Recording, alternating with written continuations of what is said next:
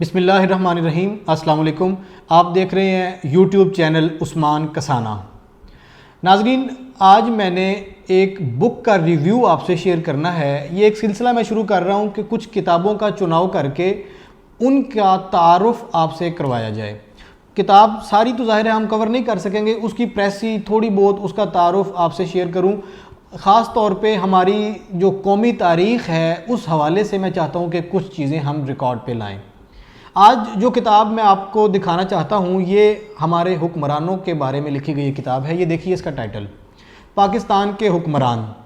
ایک بات ذہن نشین رہے کہ ہمیں ہمارے حکمرانوں کے بارے میں آگاہی ہونی چاہیے۔ پاکستان کی نوجوان نسل، ہمارے طلباء خاص طور پہ، اور ان میں سے بھی وہ سٹوڈنٹس خاص طور پہ جو پولیٹیکل افیئرز کو پڑھتے ہیں، پاکستان سٹڈیز کو پڑھتے ہیں، پولیٹیکل سائنس پڑھتے ہیں، وہ جو جرنلزم پڑھتے ہیں، یہ تمام سٹوڈنٹس ان کو اس طرح کی کتابیں پڑھنی چاہیے، ان سے تعارف حاصل کرنا چاہیے۔ اس کتاب میں مصنف نے ابتدا سے لے کے حضرت قائد اعظم محمد علی جناح جو پاکستان کے پہلے گورنر جنرل تھے ان سے لے کر اور ماضی قریب میں جو آخری حکمران ہمارے گزرے ہیں، یہ جو گزشتہ دور حکومت تھا میاں نواز شریف کا، اس سے قبل تک ساری تاریخ کو کور کیا ہے۔ چند صفحات میں، ظاہر ہے 100 یا 1000 کے لگ بھگ صفحات میں احاطہ کرنا تو ممکن نہیں ہوتا، لیکن انہوں نے چیدہ چیدہ باتیں لکھ کے بہت ساری باتیں ہم تک پہنچا دی ہیں۔ ٹائٹل سے واضح ہے کہ ہمارے حکمران کون لوگ تھے، ان کا تعارف ہمیں ہونا چاہیے۔ سب سے پہلے تو قائد اعظم کے بارے میں اور ان کے دور حکومت کے بارے میں لکھا ہے۔ دو چیزیں ہیں اس کتاب میں ذہن نشین کرنے والی۔ ایک تو جو حکمران ہے، جو اس کا ایرا ہے، دور حکومت ہے، اس میں اس کا ذاتی تعارف، اس کا کریکٹر اور اس کی پوری مختصر بائیوگرافی، اس کا لائف کیریئر کہ وہ کون ہے، کیسے براٹ اپ ہوا، پولیٹیکل اس کی جو افیلیشن وہ کہاں کہاں رہی اور اس نے کس طرح سے اپنا دور حکومت گزارا۔ دوسرا، اس کے دور حکومت میں کیے جانے والے اہم اقدامات جن کا براہ راست تعلق اس حکومت سے اور اس حکمران سے ہے، جو اہم واقعات رونما ہوئے، جو اہم کام ہوئے، ان کو بھی کور کیا گیا ہے۔ قائد اعظم محمد علی جناح کے دور حکومت کی بات کرتے ہوئے ظاہر ہے پاکستان کے بالکل ابتدائی ایام کا تذکرہ ہے، اور جو ہمارا انفراسٹرکچر بن رہا تھا، آغاز میں جو چیزیں جو ڈیولپ ہوئیں ان مراحل کا ذکر کیا گیا ہے، اور بڑے زبردست الفاظ میں انہوں نے قائد اعظم محمد علی جناح کو بطور زبردست حکمران ایک ٹریبیوٹ پیش کیا ہے۔ اس کے بعد قائد اعظم تو پہلے گورنر جنرل تھے، ساتھ ہی لیاقت علی خان جو پہلے وزیر اعظم تھے، ان کے لائف کیریئر کے ساتھ ساتھ ان کے دور حکومت کی بات بھی کی گئی ہے۔ لیاقت علی خان کی اسیسینیشن کے واقعات کے بعد خواجہ ناظم الدین کا ذکر ہے، جو دوسرے گورنر جنرل اور دوسرے وزیر اعظم بھی بعد میں تھے۔ خواجہ ناظم الدین کے بعد ملک غلام محمد، پھر محمد علی بوگرا، اسی طرح پھر سکندر مرزا، محمد علی، حسین سہروردی صاحب کے بعد آئی چندری گڑھ، ملک فیروز خان نون، ان تمام سیاستدانوں کا تذکرہ کرتے ہوئے اس کے بعد فیلڈ مارشل محمد ایوب خان کا دور حکومت آ جاتا ہے۔ ایوب خان کے دور حکومت کو انہوں نے ڈیٹیل سے لکھا ہے اور بہت ساری چیزیں ایسی واضح کی ہیں۔ میں ایک دو چیزیں چاہتا ہوں کہ نہ صرف ان میں کوئی ایک دو جملے آپ کو بتاؤں، میں ایک دو لائنیں پڑھ کے سنانا چاہتا ہوں۔ خاص طور پہ جو ایوب کے دور حکومت میں ایک بات جو آپ سے شیئر کرنا چاہتا ہوں یہ ہے کہ انہوں نے جو لکھا ہے، اس مصنف نے اپنی کتاب میں اپنی کیبنٹ کے حوالے سے ایوب کی کیبنٹ کا تذکرہ کرنے کے بعد انہوں نے لکھا ہے کہ انہوں نے صوبوں کے حوالے سے بڑی اصلاحات کی تھیں۔ صوبائی جو معاملات بہت زیادہ بگڑتے جا رہے تھے، ان پہ ایوب کے دور میں بہت سی اصلاحات کی گئی تھیں۔ اور ایک میں لائن جو میں نے انڈر لائن کی تھی وہ میں آپ کو پڑھ کے سنانا چاہتا ہوں کہ ایوب خان کی اقتصادی پالیسی کی بہت ساری توجیہات پیش کی گئیں، لیکن افسوس کی بات یہ کہ دولت کی منصفانہ تقسیم نہ ہو سکی اور دولت سمٹ کر پھر وہی 22 خاندانوں کے ہاتھوں میں چلی گئی۔ ایوب خان پلاننگ کمیشن کے خود سربراہ تھے اور ان کے چیف اکانومسٹ محبوب الحق نے کہا کہ ملک صنعت کاروں کے 22 خاندانوں کے زیر سایہ ہے، اور ایوب خان کا اپنا خاندان بھی انہی 22 خاندانوں میں شمار ہوتا تھا۔ اب یہ ایک دو جملوں سے آپ اندازہ لگائیے کہ جو آج مسائل ہمیں درپیش ہیں، یہ مسائل اس وقت سے چلتے آ رہے ہیں۔ ایوب کے بعد جنرل یحییٰ کا دور ہے، اسی میں 71 کے واقعات کا ذکر ہے، بنگلہ دیش کے بننے کے سارے واقعات ہیں۔ اس کے بعد نور الامین صاحب کا ذکر ہے جو صرف 3 دن پہلے اور آخری نائب صدر رہے تھے اور ملک کے 9ویں وزیر اعظم بھی رہے۔ یہ 1971 سے 17 دسمبر 1971 سے 20 دسمبر 1971 تک یہ 3 دن کے لیے ملک کے وزیر اعظم اور نائب صدر، پہلے وزیر اعظم رہے، پھر اس کے بعد 21 دسمبر سے 14 اگست 1973 تک یہ نائب صدر ملک کے رہے۔ ان کا بھی، ان کی کیبنٹ کا ذکر کرتے ہوئے، اور اس کتاب میں خاص طور پہ مصنف نے یہ کیا ہے کہ جو ہمارے ملک کے سربراہ ہیں، وزیر اعظم ہیں، یا جو پہلے گورنر جنرل ہوتے تھے، ان کے ساتھ ان کی کیبنٹ کے نمایاں ناموں کا تذکرہ کر دیا ہے۔ اس سے مجھ جیسے طالب علم کو یہ خاص طور پہ چیز سمجھ آئی ہے کہ کچھ لوگ ایسے ہیں جو پاکستان بننے کے بعد سے اب تک ان کے خاندان کسی نہ کسی طریقے سے حکومتوں میں رہے ہیں۔ بہت سے ایسی شخصیات کے نام ملتے ہیں۔ اس کے بعد ذوالفقار علی بھٹو کا تذکرہ ہے۔ بھٹو صاحب بھی نائب وزیر اعظم بھی رہے، پھر ملک کے وزیر اعظم بھی رہے، ان کے سارے عہدوں کا ذکر ہے، اور بھٹو کے ادوار میں، دونوں ادوار میں جو اہم واقعات ہوئے ہیں ان کا بھی ذکر ہے۔ معاہدہ تاشقند کا خاص طور پہ ذکر ہے، جو اس دور میں جس پر بڑی لے دے ہوئی تھی۔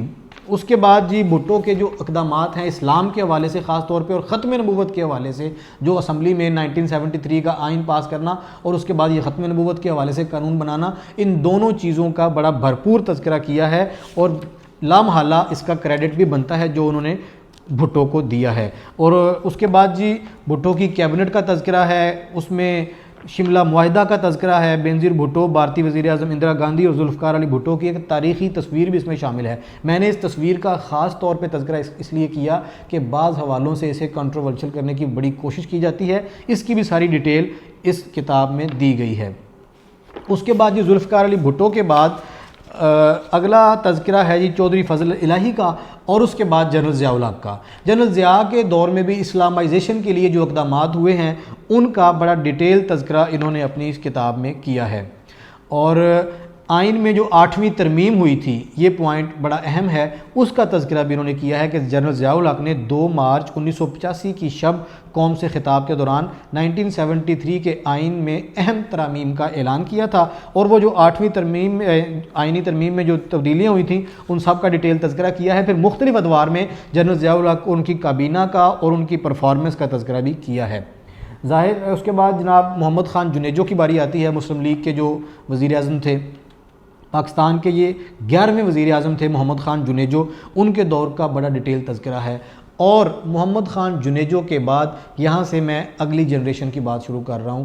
اس جنریشن کو تقریباً یہاں تک کی تمام سیاست کا کتابی علم ہے، اور اس کے بعد ہم نے آنکھوں دیکھا حال بیان کرنا ہے۔ اس کے بعد جناب محمد خان جنیجو کے بعد محترمہ بینظیر بھٹو، ان کے پہلے دور حکومت کا تذکرہ ہے۔ یہ 2 دسمبر 1988 سے لے کے 6 اگست 1990 تک، یہ جو تقریباً 2-2.5 سال کا دور ہے، یہ بینظیر بھٹو کے دور حکومت کا تذکرہ ہے۔ اس میں پھر آپ ایڈ کر لیجئے غلام اسحاق خان کا تذکرہ بھی آئے گا، وہ ساری چیزیں اس میں ہیں۔ اس کے بعد غلام مصطفیٰ جتوئی جو نگران وزیر اعظم تھے ان کا تذکرہ ہے۔ پھر میاں محمد نواز شریف کے پہلے دور حکومت کا تذکرہ ہے۔ میاں نواز شریف کا جو پہلا دور حکومت ہے اس میں خاص طور پہ یہ چیز نوٹ کرنے والی ہے، جو میں نے اس میں انڈرلائن کی ہوئی ہے، اس کتاب میں بھی اس کا تذکرہ بڑی ڈیٹیل سے موجود ہے، کہ نواز شریف کی پہلی کیبنٹ وہ بڑی قابل غور بات ہے۔ جو میاں نواز شریف نے وزراء اور وزرائے مملکت شامل کیے تھے وہ ان سب کی فہرست ہے، اور اس کے بعد پھر میاں نواز شریف کی حکومت کے اہم اقدامات ہیں، آئینی اقدامات خاص طور پہ۔ ان کا جو دوسرا دور ہے میاں نواز شریف کا، ہم اس پہ بات کرنے سے پہلے اس پہ ذرا دیکھیں گے کہ اس میں پنجاب کی سیاست میں اس دور حکومت میں کافی ہلچل رہی۔ میاں منظور احمد وٹو اور چودھری الطاف حسین، ان ناموں کا تذکرہ آپ کو اس کتاب میں ملے گا پنجاب حکومت کے حوالے سے۔ اس کے بعد جی میاں نواز شریف کی حکومت جب یہ پہلا دور ختم ہوتا ہے تو اس کے بعد نگران وزیر اعظم میر بلخ شیر خان مزاری، جو ہمارے اس وقت کے بڑے بزرگ سیاستدان ہیں جنوبی پنجاب کے، وہ نگران وزیر اعظم بنے۔ اس کے بعد غلام اسحاق خان کا تذکرہ ملتا ہے، ڈاکٹر معین قریشی کا تذکرہ ملتا ہے، ملک معراج خالد کا تذکرہ ہے، سردار فاروق احمد خان لغاری کا تذکرہ ہے، محمد رفیق تارڑ کا تذکرہ ہے، یہ صدر پاکستان میاں نواز شریف کے دور میں رہے۔ اور نواز شریف کے دوسرے دور حکومت کے بعد اس میں جنرل پرویز مشرف کا تذکرہ آ جاتا ہے۔ یہ 12 اکتوبر 99 کا جو پرویز مشرف کا آنا تھا، اس کے بعد سے آنورڈ جو مسلم لیگ کاف کی حکومت آئی اس میں پھر میر ظفر اللہ خان جمالی صاحب آ جاتے ہیں۔ ان کے بعد چودھری شجاعت حسین چند دنوں کے لیے وزیر اعظم آتے ہیں، اور پھر شوکت عزیز صاحب، یہ سارا دور مسلم لیگ کاف کا دور حکومت ہے، اس کا بھی تذکرہ بڑا ڈیٹیل سے ملتا ہے، خاص طور پہ 9/11 ہونے کے بعد امریکہ کے ساتھ ہمارے جو معاملات تھے، افغانستان میں جو کچھ ہوا، ہمارے اسلام آباد میں ایک دو بڑے اہم واقعات ہوئے، اکبر بگٹی کا واقعہ ہوا، لال مسجد کا واقعہ ہوا، اور کچھ آئینی بحران آئے اس میں سپریم کورٹ کے حوالے سے، افتخار چودھری جو چیف جسٹس تھے ان کا جو سارا معاملہ بنا، پھر ملک میں دوبارہ ایمرجنسی لگی، یہ ساری باتیں اس میں بڑی ڈیٹیل سے بیان کی گئی ہیں۔ پھر اس کے بعد پرویز مشرف کی رخصتی اور پیپلز پارٹی کے دور حکومت کا تذکرہ ہے، اس میں آصف علی زرداری اور یوسف رضا گیلانی کا ڈیٹیل تذکرہ ملتا ہے۔ ایک بات میں اس کتاب کے حوالے سے آپ سے کرنا چاہتا ہوں کہ ہمارے حکمرانوں کا ترتیب وار تذکرہ اس میں ملتا ہے، لیکن خاص طور پہ میں آپ کو جو بات بتانا چاہتا ہوں کہ ہمیں پاکستان کی سیاست کو سمجھنے کے لیے حکمران طبقات کو سمجھنا چاہیے۔ یہ کتاب خاص طور پہ اس ٹاپک پہ بڑی اکثیر کا کام دیتی ہے کہ حکمران طبقہ، وہ لوگ جو ہمارے حکمران بنتے رہے ہیں اور آج کل بھی ہیں، ان کے بارے میں معلومات اس کتاب میں خاصی ملتی ہے۔ ہمارے ملک کی تاریخ تو ہے، ہمیں سیاست کا، تاریخ کا علم تو ملتا ہے، حکمرانوں کے بارے میں آگاہی اس کتاب سے ملتی ہے۔